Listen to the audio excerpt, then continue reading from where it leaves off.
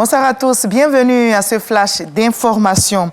Les entreprises ivoiriennes dans le domaine de l'exportation renforcent leur capacité pour mener à bien leurs activités et c'est une initiative du Fonds de développement de la formation professionnelle et de l'agence Côte d'Ivoire Export. Les deux institutions s'engagent à accompagner les exportateurs locaux en matière de formation et de financement. Astou Soro, Amide Rassouba. Exporter ne s'improvise pas. Pour conquérir les marchés internationaux, les entreprises ivoiriennes doivent être formées et outillées. C'est le sens de la signature de convention entre le Fonds de développement de la formation professionnelle, FDFP, et l'agence Côte d'Ivoire Export.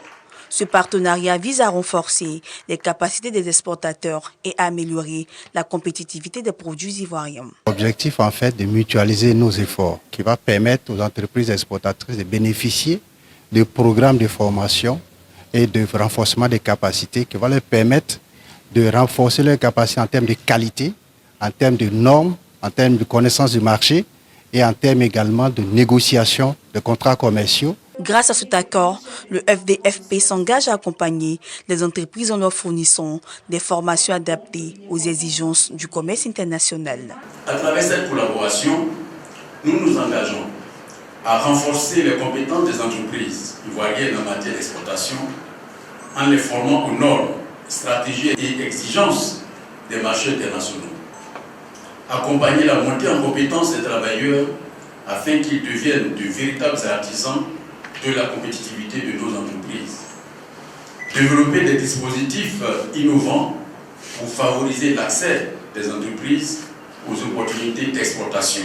Avec cette collaboration, la mutualisation des ressources et les compétences entre ces deux institutions marque une avancée pour le secteur de l'exportation. Et autre bonne nouvelle, le centre hospitalier régional de Bouaké n'aura plus de difficultés à faire évacuer ses malades. L'établissement vient de bénéficier d'une ambulance toute neuve. Le véhicule sanitaire est un don du président de la République, Alassane Ouattara, à travers le ministère de la Santé. L'ambulance a été remise officiellement au CHR par le ministre des Transports, Amadou Koné, également maire de la commune de Bouaké.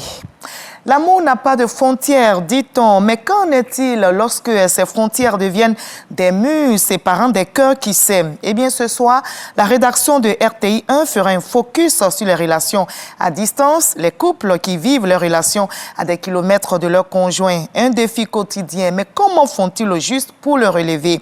Quel est leur secret face à l'épreuve de la distance?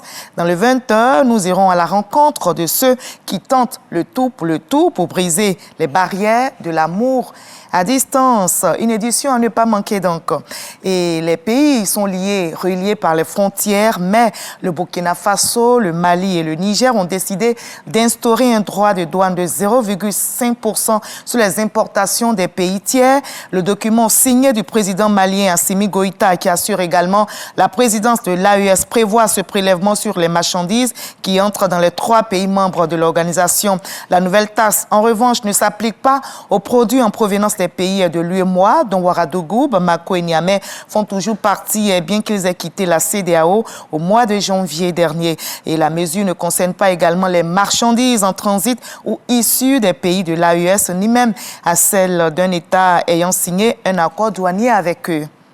En France, Marine Le Pen, hors jeu pour la présidentielle en 2027. La chef de file du Rassemblement national a été déclarée inéligible pour 5 ans avec exécution immédiate par le tribunal de Paris dans l'affaire des assistants parlementaires fictifs du RN. Elle est reconnue coupable de détournement de fonds publics et condamnée à 4 ans de prison, dont 2 fermes aménagées sous bracelet. Ce jugement pourrait mettre un brutal coup de frein à ses ambitions présidentielles.